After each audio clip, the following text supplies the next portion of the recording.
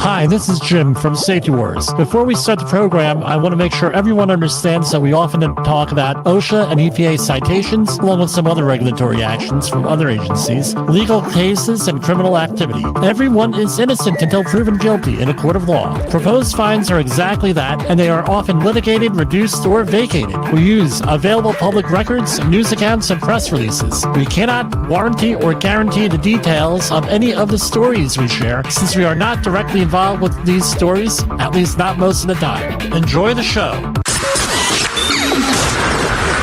This show is brought to you by Safety FM. From the border of liberty and prosperity. We're not there yet. We're right on the border. And the highway to the north. This is Jim Polzel for Safety Wars with a special Sunday night edition, April 7th, 2024. This is our Eclipse edition. We're going to be talking about the eclipse, the great, I don't know what they're calling. The last one was the Great American Eclipse.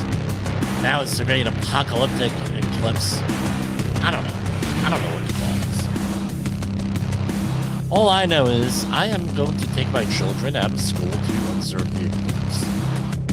Because that's what we do around here. We're into experiences. I hope everybody else out there is going to be doing something similar. And don't forget to use your eye protection, your special eclipse eye protection. Well, they're all over that. We'll be talking a little bit about safety with the eclipse. And yes, we will talk about the one thing we're not really supposed to talk about in polite society. Religion. And as we have found out over the last generation, because we don't talk about religion, then nobody knows how to really discuss religion. Now you're going to say, well, what's that have to do with safety? It has to do with safety. I'll share some of my experience with the end times eschatology. We heard a lot about it. Last night, or I should say Friday night, we got wrapped up doing some stuff. So now that my life has calmed down a lot, I'm noticing I have time for doing things that I have not had time to doing in a long time. So Friday, I was a lumberjack the entire day, and I was completely shot by the end of the day. You know? Just one of those things. But anyway, I don't even know where to begin. On Friday morning, I was seeing a family member who is in long-term care. And on the way there, I was driving in northern New Jersey, and it came on the radio, on all of the AM radio, because, AM, FM, the AM always beats FM when it comes to reporting on emergencies, because that's the official network that normally the government uses, emergency broadcast system and everything else. But strangely enough, and alarmingly, in my opinion at least, AM radio is being phased out because of interference from all the other devices like Bluetooth. You got iHeart. It's one of them. Now, we broadcast on iHeart here in their podcast network. We also, Jay Allen is on iHeartRadio with his Rated R safety show, and we have the Safety M network. So, a lot of these companies are now iHeart. But what's my point here? AM radio is being phased out because of all this electronic stuff that's out there, replacements and everything else. But AM radio is important. Why? Because it does not go down usually. Internet will go down, satellite radio will go down. AM radio is there. It's essential. Right? We did a very lengthy show on AM radio. There's a bill in Congress right now. I'm not sure what the status is about getting AM radio up, with that, making it mandatory in cars, for example. Now, this is what ends up happening here.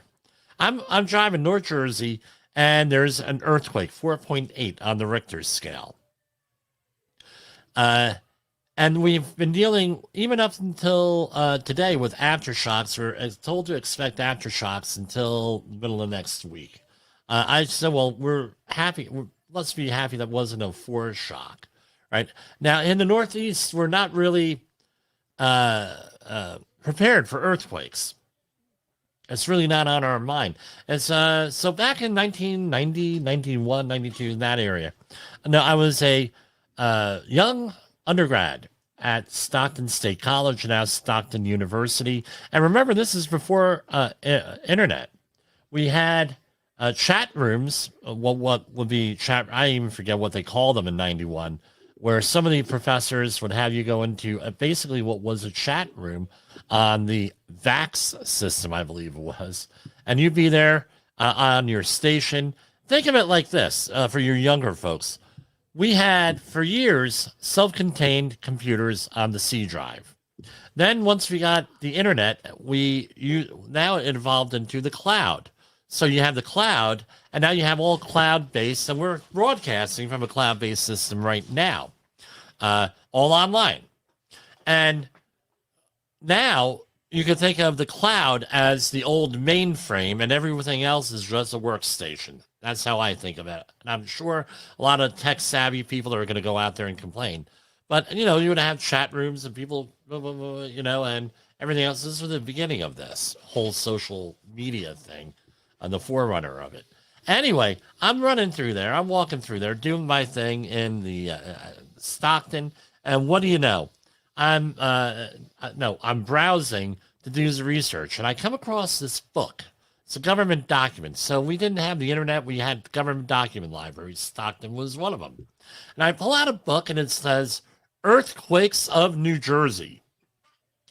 And it had years and years and years of records on earthquakes of New Jersey. And they were all basically around what we call the Lake of Patcong area.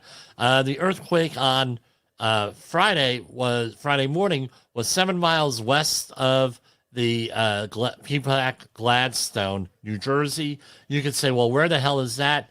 Think of Donald Trump's Bedminster golf club, and it was like west of there, 7 miles roughly.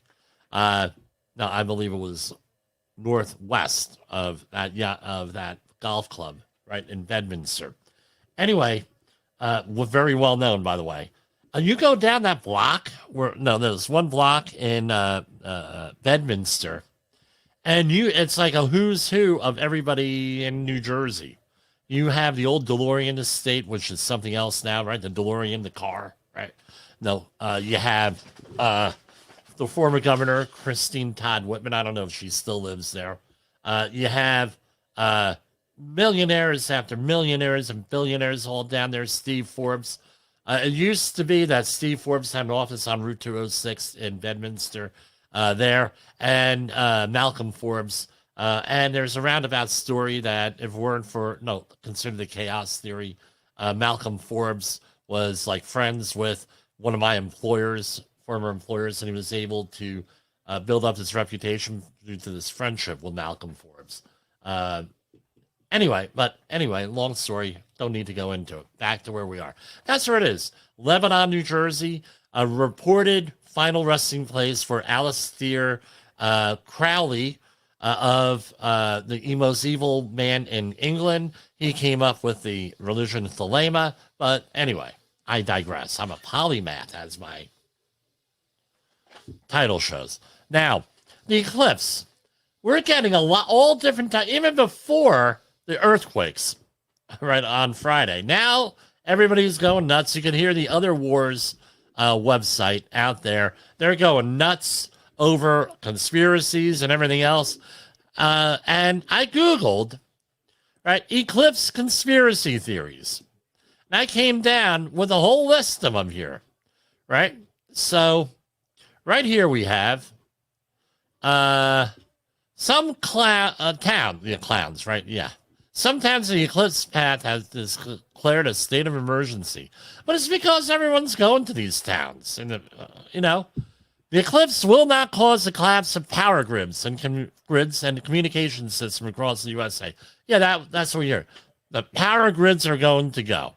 No, it is not as significant that 2020 will cause over 2017's eclipse path, right? A TikTok viewer with over 10 million views suggests that we should be suspicious that April 8th's eclipse path crosses the U.S. in the opposite direction in 2017 eclipse, making a big X over the U.S. This has never happened in the U.S. Well, last I checked, we've been here for like 4.5 billion years, the planet Earth. How the hell do you know? Come on. Get with it, people. Right? No, the eclipse is not passing over 8 towns called Nineveh. If you're familiar with the Bible, right, you had Nineveh as one of the cities mentioned in there. I believe is Jonah and the whale, or the big fish, as I was corrected by Brother Vinny in the 9th grade. All right? It's... no, the earth is flat and, all this stuff is all this conspiracy. Now, I'm going to tell everybody to please take a chill pill here. Right? Now, and then the earthquakes hit. Oh, there's going to be earthquakes. Right here, let's see if I can do a share screen without fouling this up here. I'm going to share USGS, right? Because this is open source stuff here. And let's see here. Okay, this is the list of the latest earthquakes from the USGS here. Now, let's do this. All right. Yes, I know I'm small on here, right? But we'll go with it for a couple minutes. So here we have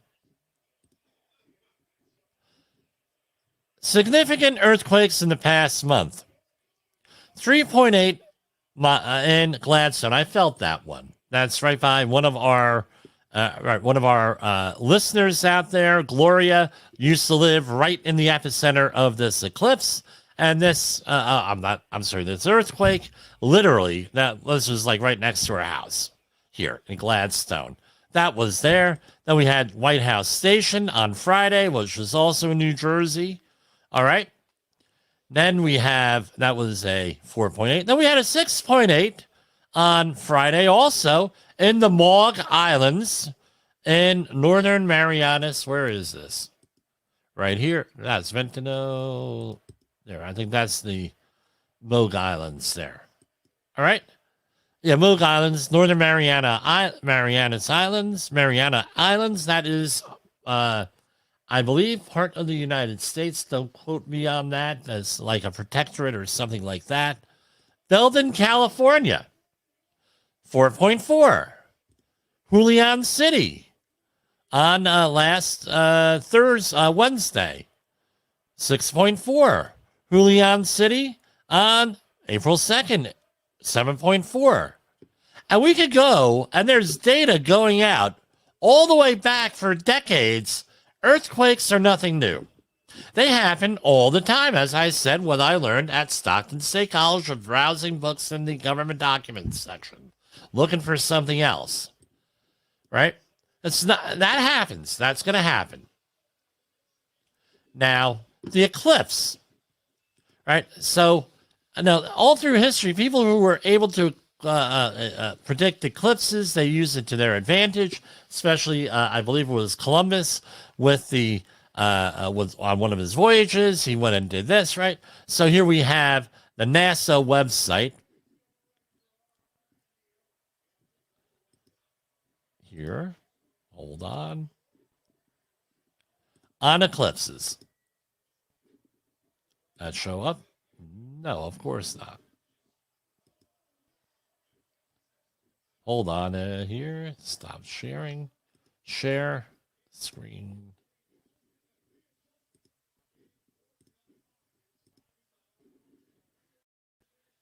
Okay, here we go. 2024 solar eclipse. Here, total solar eclipse. This is from nasa.gov. Right, on April 8th, 2024, a total solar eclipse will cross North and Central America. So if we go here, right, and let's see if this will play. All right, so this is from 11:04 a.m., right? And then it's going to slowly go. No, I don't want the real rate. And let's see, as the world turns.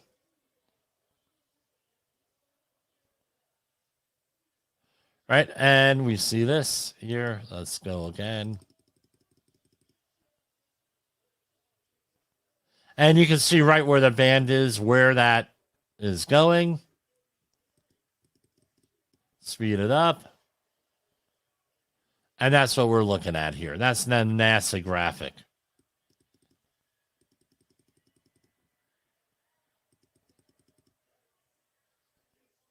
All right, so here's the shade coming over, and the shade coming over, and we're up here in New York,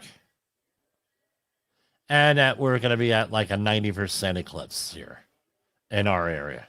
So what's the point here? Eclipses have happened all the time. Just the way it is.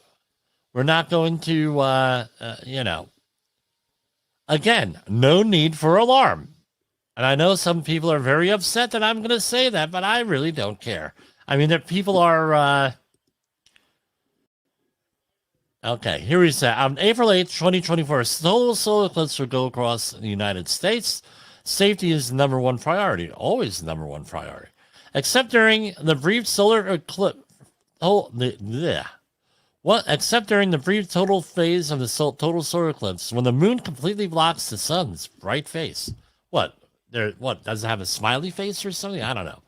It is not safe to look directly at the sun without specialized eye protection for solar viewing. So I went out and I got those solar glasses and everything. We'll figure that out. I mean, they're like a shade like 50, something ridiculous. Viewing any part of the bright sun, where as opposed to a welding shield, it's 10 to 15, depending on what you're doing and how you're set up.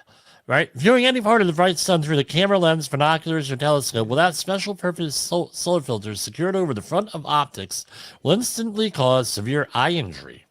You don't want this kind of eye injury. When watching the partial eclipse, when watching the partial phases of the solar eclipse directly with your eyes, which happens before and after totality, you must look through safe solar viewing glasses or eclipse glasses. And there is another indirect method where you can set up a projector and have the sun to your eyes and sun to your back, and you punch a hole into an index card, and you're able to get a projection on the ground of the total solar eclipse.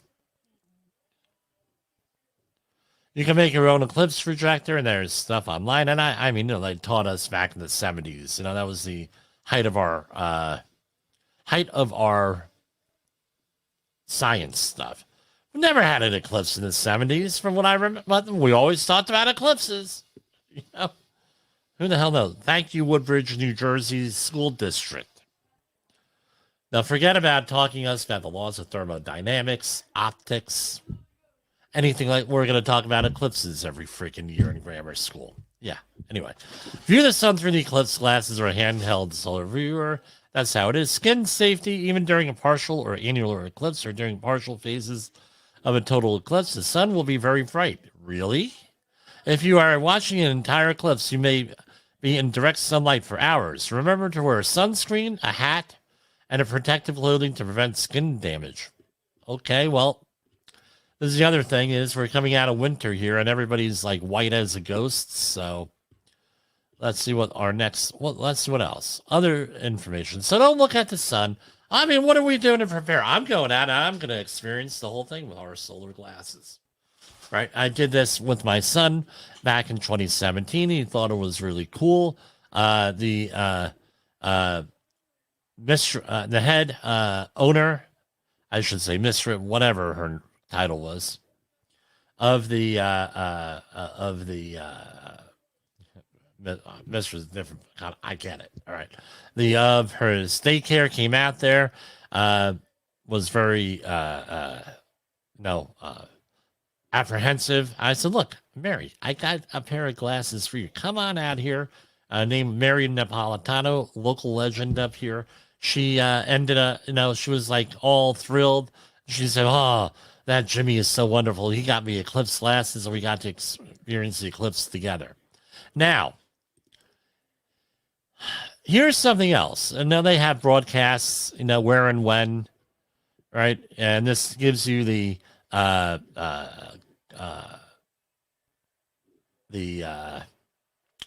route of the eclipse through the United States and Mexico and into Canada, right? So pretty cool, right? So we're right over here in New York. We're going to be going probably up to Lake Champlain, which is this area, Burlington, Vermont, to get the full effect. We may just kiss, right, the edge of the eclipse over here. I believe this is Lake George. Am I correct? Yeah, Ticonderoga. So what I would like to do is, we go by Lake George. Maybe we go to the Star Trek Museum, right? How did you like my review of Discovery on last week? Going through now, every time, and that's what it is. You can go look. This is from the NASA.gov website. And in case you miss this one, they're going to have a broadcast there, April 8th. Join us. Great. Now, we go on over here, total eclipses, right? For eclipses here. Hold on. I know that they have a future eclipse. Total eclipse here. Bear with me here.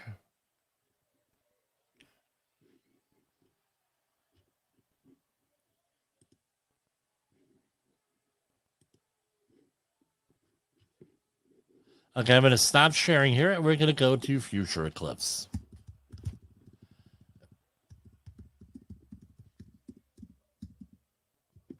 Here.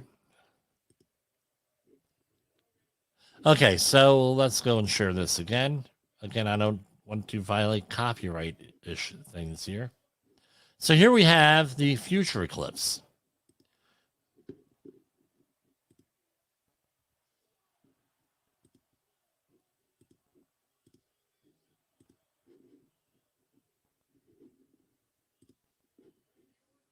Let's try that again.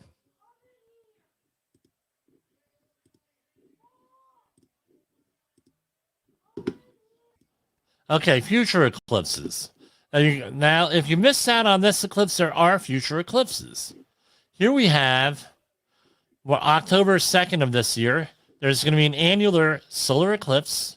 Will be visible in South America, and a partial eclipse will be visible in South America, Antarctica, Pacific Ocean, Atlantic Ocean, or North America. Then you have one on March 29th, 2025. Which part of North America will get? September 21st, 2025, which is going to be in Southern Hemisphere, Australia, Antarctica, Pacific, and Atlantic Ocean. Then in February 17, 2026, there is going to be another eclipse here, Southern Hemisphere, and August 12, 2026. It's going to be another one in Northern Hemisphere. They don't have the route out here. No, as we get closer. And here we have for lunar eclipses on March. That's where you get to see the shadow of the Earth onto the moon, I believe. Right, you have March 25th of this year that passed. September 18, 2024, partial eclipse in the Americas, Europe, and Africa. March 14, 2025, there's going to be a total lunar eclipse in Pacific, Americas, Western Europe, and Western Africa. So, there's stuff you got to pay attention here with everything. Now, all of this has led to, with the eclipse, and there's stuff out there, to one thing, right? Eschatology. Something that I consider myself a connoisseur of, right? I've been reading about it. Right? Yeah, this is my Bible. I bought it back when I was in college, and very well read. I'm not bragging. This is not about that. I'm not being a Pharisee here. And you go to the book of Revelation, and some of the Catholic Bibles, it is called the book of the Apocalypse. And often, going back in history, when there's been an eclipse, especially around events like earthquakes, every culture has their own apocalyptic thing, it seems. Christianity not being a thing. And right, we have the book of Revelation. And back, really since, no, it's been a thing going way back for time immemorial. For in Christianity we're talking, every age, every generation has had its whole own thing with uh, the apocalypse, the end of the world, right? It was seen, right, like the Industrial Revolution and the fire. That was seen as an apocalypse. Middle Ages, bubonic plague, seen as the apocalypse. You had various things going on with, volcanic eruptions and apocalypse. Outside of Christianity, you had all the, you had people sacrificing volcanoes. You had going back, all different things and human sacrifices and everything because of stop this apocalypse and to have good fortune goes through pretty much all the cultures out there. We're finding out as we go along, and this became another topic in the 1800s, and then once the state of Israel in 47, I believe it was once they came into existence, right, after World War II, then people said, well, wait, the state of Israel has come into existence, therefore it is the apocalypse.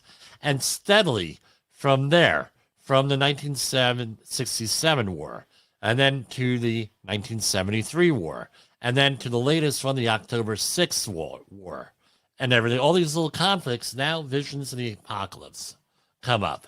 And you get people, talking about the rapture. They're talking about this, which rapture is a relatively new teaching with that and everything else. So during this whole pandemic, my Bible study group at my church, and I'm Lutheran Church, Missouri Synod, had come up with a book from a local guy here.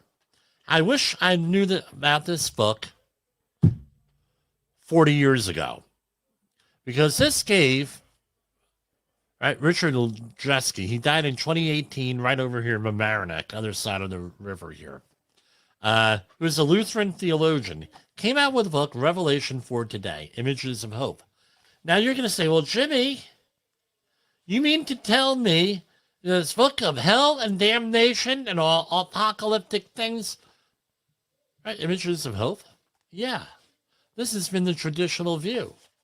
Right, and you go back, and I want to thank Father Pete here, been a very long-term friend of mine. I asked him, I said, hey, look, Father Pete, where is a good Catholic teaching? What, on the Catholic's point of view, of the Book of Apocalypse? He sent me a book, a magazine article from Catholic.com /magazine /print-edition /apocalypse article from way back, October 1st, 1995, Antonio Fuentes, the Book of Revelation.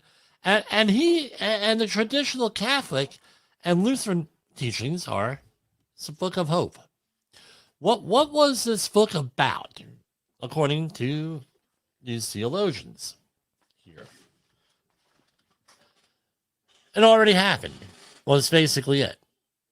The book was written at the time for that it was written for those people to address to those folks. A lot of stuff doesn't, no, 90% of it already happened. 95. All this other stuff. But what has happened is, and I'm sorry, we have what is called disaster pornography in this country and in this world. Right? Now you're just saying, well, the guy who wrote a book on nuclear terrorism, yeah, well, you know what? I taught in nuclear terrorism, I wrote about what was in the government documents on nuclear issues. I'm thumbing myself through another book on that right now, right, casually. What the government said, well, these are the nuclear issues, is what we're likely to have. The most likely scenario we're going to have is three 10 kiloton explosions in 3 different cities on the same day. That's basically what we're preparing for the country, all of our plans and everything. Not a whole tactical like the day after tomorrow or Testament type thing, a movie where everything goes, kaflooey here. Or the day after was the name of the movie. Day after tomorrow was another movie. But anyway, all of this stuff has happened, and this disaster pornography really became popular in the 1960s, late 60s, late 70s, late 80s, all through there, through the Cold War, and everything else. And it's not healthy, and it's drawn away from the central message of the Bible, which is forgiveness, reconciliation, right? World peace, helping your neighbor. And Jim, what about the real big one? Yeah, God loves you, and his son died for your sins and atoned for them. That's what the book was about. Instead, we get on this, we're all of this other stuff, and we see what the effects are now. Now, every little blip, everybody's running. A lot of people are running. Oh. So what's going to happen with the eclipse tomorrow? A lot of traffic. I can guarantee that. So I'm having everybody pack in sleeping gear in case they're going to fall asleep on the way home. Right? That's number one. No, right? That's definitely going to happen. You're going to have some people riling people up. I hope this was that was useful, because I tell you what, this book here was written, Revelation for Today, Images of Hope by Richard L. Jeske, as a response to all of those books of the 1970s, 80s into today on what we're talking about here. A song of hope, an image of hope, where we have God loves you and everything else that goes. That's what the book of Revelation is about. It's about hope. It's about optimism, prosperity, versus the other thing, hell and damnation. And that's what the view is. That's what I wanted to do. When you talk, that's part of the safety war here. Psychological safety. And everything else. And I know this got off track a little bit, rambling and everything else, but seriously, things are getting better. Our days ahead of us are better than the days behind us. I have a lot of hope in the future. Good things are coming. It may be a rough journey getting there, but things are going to turn around. Be optimistic, because optimism is at a premium nowadays. For Safety Wars, this is Jim Pulzel. The views and opinions expressed on this podcast are those of the host and its guest and do not necessarily reflect the official policy or position of the company. Examples of analysis discussed within this podcast are only examples. They should not be utilized in the real world as the only solution available, as they are based only on very limited and dated open source information. Assumptions made within this analysis are not reflective of the position of the company. No part of this podcast may be reproduced, stored in a retrieval system, or transmitted in any form or by any means, mechanical, electronic, recording, or otherwise, without prior written permission of the creator of the podcast, Jay Allen.